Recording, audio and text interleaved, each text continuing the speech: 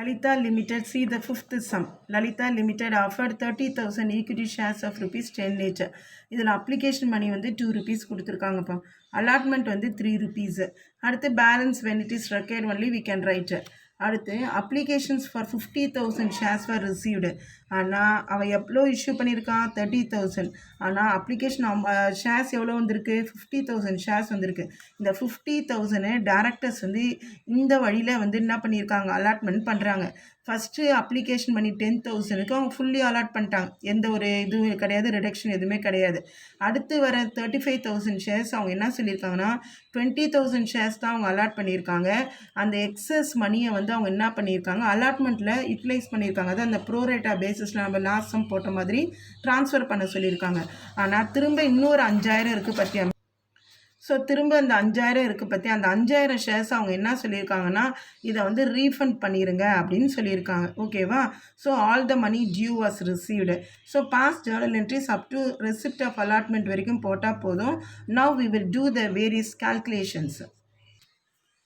Now see the calculation for the fifth sum. First என்ன கொடுத்துருக்காங்க 10,000 shares allot பண்ணது 10,000 தான். ஸோ அப்ளிகேஷன் மணியை எவ்வளோ ரிசீவ் பண்ணியிருப்போம் நம்ம 10,000 இன்ட்டு அப்ளிகேஷனோட ரூபா வந்து 2 rupees. So 10,000 into 2 20,000. So application மணியாக நம்ம கையில் கிடச்சிருக்குது 20,000 தான். அதில் எந்த அலாட்மெண்ட்லாம் கிடையாது. So you cannot right any thing. அடுத்து என்ன இருக்குது 35,000 ஷேர்ஸ். இந்த 35,000 ஷேர்ஸ்க்கு அவங்க அலாட் பண்ணது எவ்வளோ 20,000 தான்.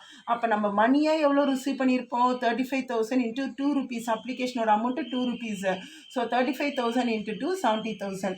ஆனால் நமக்கு அப்ளிகேஷன் மணியாக ட்ரான்ஸ்ஃபர் ஆகுறது எவ்வளோ வந்து 20,000 ஷேர்ஸ் தான். அதனால் 40,000 20,000 இன்ட்டு 2 அப்போ அப்ளிகேஷன் மணி வந்து 40,000 தான் நமக்கு ஷேர் கேபிட்டலுக்கு ட்ரான்ஸ்ஃபர் ஆகுது. நல்லா கவனிச்சிக்கணும். 70,000 ரிசீவ் பண்ணியிருக்காங்க. ஆனால் வந்து அப்ளிகேஷன் மணி ட்ரான்ஸ்ஃபர் ஆகுறது 40,000 தான். ஆனால் அந்த ரிமைண்டர் 30,000 இருக்குல்ல அது வந்து அலாட்மெண்ட்டில் அட்ஜஸ்ட் பண்ணுறாங்க. நம்ம அது ப்ரோரேட்டா அட்ஜஸ்ட்மெண்ட் ஏற்கனவே பார்த்த மாதிரி அந்த என்ட்ரி போட்டால் போதும். ஓகேவா. அந்த லாஸ்ட் 5,000 ஷேர்ஸ் அவங்க என்ன பண்ணியிருக்காங்க அலாட்மெண்ட்டே பண்ணலை. ஆனால் மணியாக ரிசீவ் பண்ணது 10,000. ஏன்னா 5,000 இன்ட்டு 2 10,000. எந்த ஒரு அட்ஜஸ்ட்மெண்ட்டும் இல்லாமல் அவங்க 10,000 என்ன பண்ணிடுறாங்க திரும்ப ரீஃபண்ட் பண்ணிடுறாங்க. That is it is returned to the அப்ளிகன்ஸ்க்கு திருப்பி கொடுத்துட்றாங்க.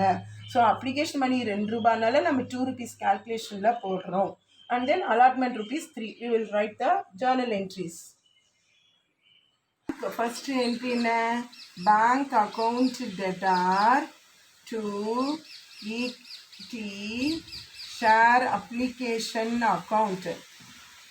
So share application account what is the amount received 50,000 into 2. So 50,000 into 2 what is the amount 1 lakh and then 1 lakh. So 50,000 shares received on application.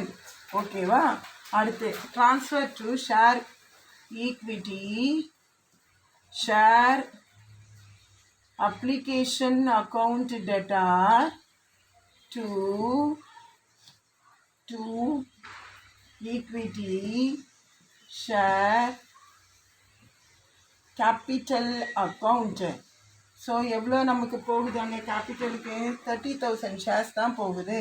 So 30,000 into 2. So 60,000 and then 60,000. Equity share application account data to equity share capital account. எவ்வளோ நம்ம share capital transfer பண்ணுறோம் 30,000 தான். So 30,000 into 2 60,000. So 30,000 shares transferred. ஓகேவா.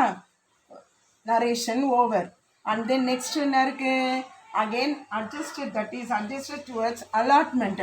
அப்போ what is the journal entry equity share application account data